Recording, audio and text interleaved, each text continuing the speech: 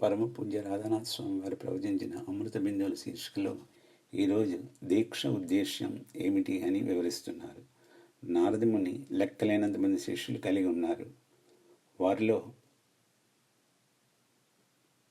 కొంతమంది చాలా గొప్పవారు. ప్రహ్లాదుడు, ధ్రువుడు, వాల్మీకి, మృగరారి, వేటగాడు.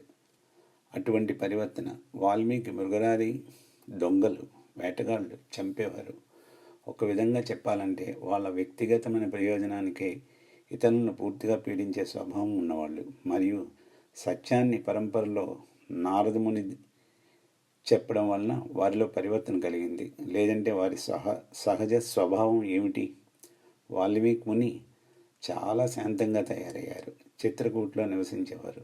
శ్రీరాముడు, సీత అరణ్యంలోకి అంతర్ధానమైనప్పుడు మొట్టమొదట వారు వాల్మీకి ముని ఆశ్రమం చేరుకొని ఆయనను ఆరాధించారు. వాల్మీకి చాలా శాంతమూర్తి, వినయం గలవారు, ఎంతో నేర్చుకున్నారు. కానీ కేవలం ఇతరుల సంక్షేమం గురించే ఆయన జీవించారు. మృగరారి జంతువులు బాధపడుతూ ఉంటే చూడటంలో ఆనందం పొందుతూ ఉండేవాడు. ఇది అజ్ఞానంలో ఇంద్రియాలను తృప్తిపరచుకోవడం మాత్రమే. ఇతరులపై అధికారం, నియంత్రణ చూపించడం చాలా రాక్షసమైన ప్రవృత్తి. మనం దేవునిగా ఉండాలని ఎన్నో రకాలుగా కోరుకుంటాము. కొంతమంది తాము దేవుళ్ళుగా చలామణి అవ్వాలని వాళ్ళ శక్తులతో ఇతరులని మానసికంగా, భౌతికంగా బాధపడేటట్టు చేస్తారు. చాలామందిలో ఈ ప్రవృత్తి కనిపిస్తుంది. కానీ నారదముని ద్వారా దివ్యనామాన్ని అందుకోవడం వల్ల మృగరారి చాలా శాంతం, దయ, మర్యాద గల వ్యక్తి అయ్యాడు.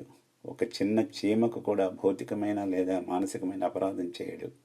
ఒక చిన్న పురుగుకు కూడా దాని హక్కులు, సంతోషం మరియు భగవంతుడిచ్చిన స్వేచ్ఛను గౌరవించడానికి ఆయన తన దారి నుండి పక్కకు తప్పుకునే మనస్తత్వంతో ఉండేవాడు. ఇది పరివర్తన అంటే. అదే దీక్ష యొక్క ప్రక్రియ. పరివర్తన, జీవితంలో పరివర్తన. మనం ఎలా జీవిస్తాం? జీవితంలో విలువల పరివర్తన. ఏం కోరుకుంటున్నాం?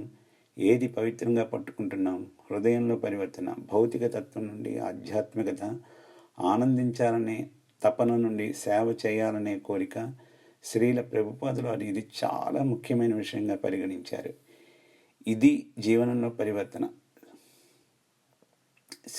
శ్రీల ప్రభుపాద మనిషి నడవడిక గురించి నొక్కి వక్కాణించేవారు. మనం ఎంతో ఉన్నతమైన విషయాలు మాట్లాడవచ్చును. వేదాంతం, ఆధ్యాత్మిక విషయాలు ఎంతో ఉన్నతమైన తెలివితేటలతో మాట్లాడవచ్చును.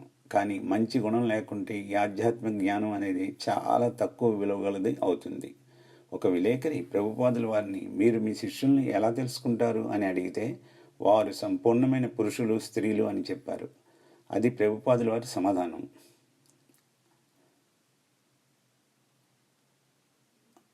ఆయన కేవలం శిష్యులను భౌతిక దృష్టితోనే కాక దాన్ని మించి అర్థం చేసుకోగల వారిగా గుర్తించారు.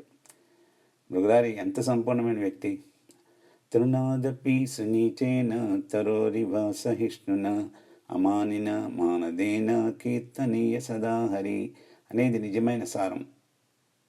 గట్టిపోచ వంటి వినయం. మనం నిజంగా ఆలోచించాలి. నిజంగా ఈ భావనకు అర్థం ఏమిటి? దీని గురించి చాలా మాట్లాడతాం, చాలా వింటూ ఉంటాం, మనం నిజంగా ఆలోచిస్తూ ఉంటాం.